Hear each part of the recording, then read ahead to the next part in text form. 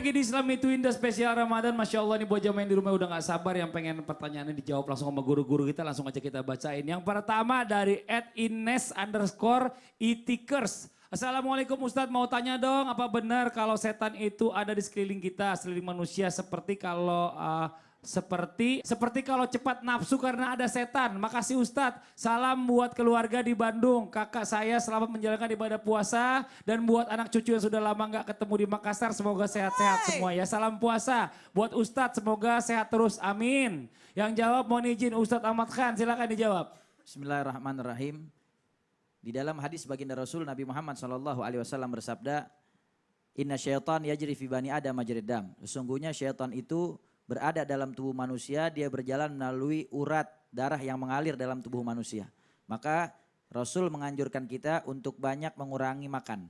Di saat kita mengurangi makan, di saat kita berpuasa, maka celah itu mengecil dan mempersulit syaitan untuk masuk dan menggoda kita. Tapi di saat manusia banyak makan dan kenyang, maka ini menyebabkan urat itu membesar dan syaitan akan berada dalam diri manusia dan mengajak dia untuk melakukan hal-hal yang diharamkan oleh Allah Subhanahu wa taala. Dan yang terpenting, selalu hadirkan Allah Subhanahu wa taala dan ingat Allah di hati kita. Insya Allah kemana saja kita akan dijaga daripada kemaksiatan dan dosa. Oke, buat Ines ya, mudah-mudahan tadi jelas dengan jawaban dari guru kita Ustadz Ahmad Khan. Selanjutnya untuk @Fakhri Naid 7 JGI Islam itu Indah TV. Apa boleh saya atau kita menunda haid saat Ramadan dengan meminum pil KB yang membuat haidnya itu agak sedikit mundur mungkin maksudnya kelanjutannya atau mungkin tertahan ya.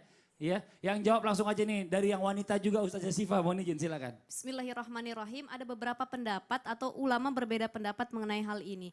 Mazhab Maliki mengatakan bahwa tidak dibolehkan. Kenapa? Karena bisa timbul mudorot. Ada kaidah usul fiqh yang mengatakan la dororo wa la diroro. Jangan saling memudorotkan, maksudnya jangan malah menimbulkan kemudorotan dalam diri kita gitu. Jadi perempuan itu menurut mazhab Maliki tidak boleh memakai pil atau suntik kalau niatnya untuk tetap berpuasa. Karena puasa itu kalaupun kita haid itu yang Allah berikan adalah fitrah manusia ya. Jadi sebulan sekali itu wajar kita haid, nggak apa-apa batal puasa nanti bisa dikodok di lain waktu gitu. Tapi mazhab Syafi'i dan yang lainnya bahkan Ibnu Qudamah dalam kitab Al-Mughni mengatakan bahwa dibolehkan memakai pil pencegah haid jika itu tidak membahayakan untuk menunda. Jadi nanti aja deh haidnya habis lebaran gitu. Akan tetapi sekali lagi mana jawaban yang bisa kita ambil kalau bisa, kalau belum menikah tidak usah memakai pil-pil yang kita tidak akan tahu dampaknya nanti. Betul. Takutnya mengganggu rahim gitu kan.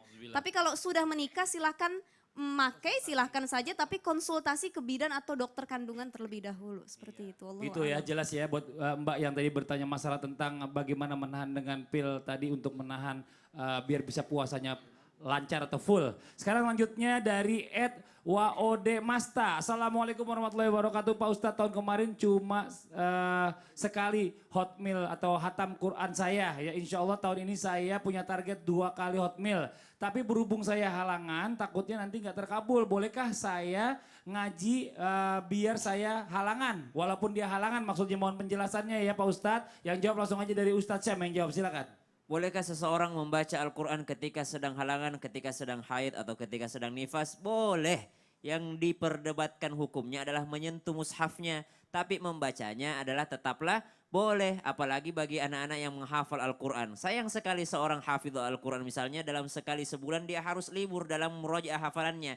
Maka yang diperdebatkan hukumnya adalah menyentuh mushafnya. Tapi kalau bisa membaca Al-Quran tanpa menyentuh mushafnya, maka silahkan dilanjutkan bacaannya. Cuma diingatkan, jangan mengejar targetnya. Allah tahu kalau kita sebenarnya pengennya nih ya Allah, saya pengennya targetnya khatam berulang-ulang kali. Tapi engkau kasih libur kepada saya. Hampir mirip dengan kasusnya tadi yang menanyakan tentang puasa yang ditahan haidnya. Akan tetapi Allah kasih liburnya, Allah yang berikan fitrahnya. Dan insya Allah Allah tak maha tahu bahwasanya sebenarnya hambanya pengen 2 kali khatam tapi akan tetap dikasih libur sama Allah Subhanahu wa taala. Cuma kalau ditanya hukumnya bolehkah saya melanjutkan bacaan? Insya Allah masih boleh-boleh saja. Membaca Al-Quran tanpa menyentuhnya atau masih ada keringanan sedikit boleh menyentuhnya tapi jangan sentuh tulisan Al-Qurannya yang murni mushaf. tapi ada terjemahan di sampingnya itu masih boleh-boleh saja dalam menyentuh Al-Quran. Apalagi kalau hafal Quran silahkan dibaca berulang-ulang kali pun. Masya Allah, tuh jelas ya buat Mbak yang nanya. Selanjutnya sekarang dari yang terakhir nih ya, dari @aimevirus_virus.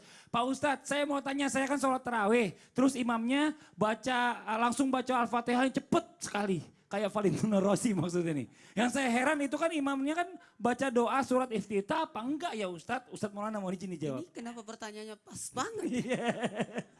Ini gini, mohon izin kita tetap berbaik sangka. Bukan berarti imamnya ini tidak baca doa iftitah. Bisa jadi dia baca doa iftitah tapi doa iftitah yang pendek. Bukan Allah Akbar kabira alhamdulillah katsira subhanallah bukaratan wasila ini wajah sebentar. Bukan yang panjang sampai mungkin hanya sepenggal aja diambilnya kemudian dia langsung. Jadi tetap berbaik sangka. Kita sebagai makmun tidak mungkin bacaan kita selancar bacaannya Ustaz Sam. Ustaz Sam setengah jam sudah selesai 1 juz. Kita 1 jam setengah. Karena baru belajar kan gitu. Tapi tidak usah sakit hati. Insya Allah semua punya faedah. Makanya tetap jadi makmun di belakang imam. Jangan protes, jangan mendemo. Dia tidak ingat Allah, tapi ingatnya imam.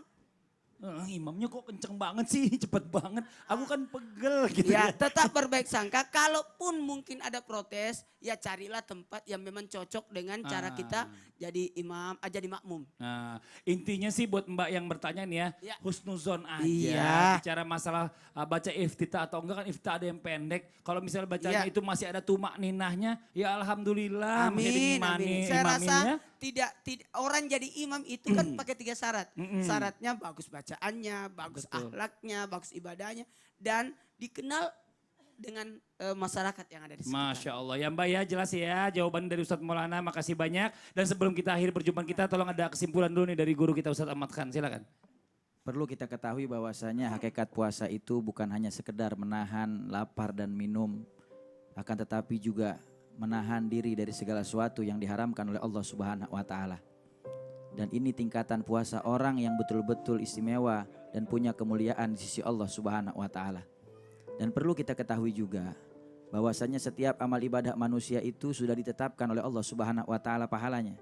Illa shaum fa innahu li wa ana ajzi bihi, kecuali puasa Allah Subhanahu wa taala yang langsung memberikan pahala buat orang yang berpuasa. Maka jaga puasa kita sebaik-baiknya, sibukkan dengan ibadah, manfaatkan sebaik-baiknya Ramadan. Mudah-mudahan Allah terima segala ibadah kita dan puasa kita. Amin ya rabbal alamin. Amin amin ya rabbal alamin. Alhamdulillah demikianlah perjumpaan kita hari ini. Semoga bermanfaat. Mohon maaf atas segala kekurangan. Dan sebelum kita akhiri perjumpaan kita akan lihat penampilan yang luar biasa dari Rahel Amanda. Tepuk tangan buat Rahel Amanda. Silakan. Terima kasih. Bareng-bareng ya Bu.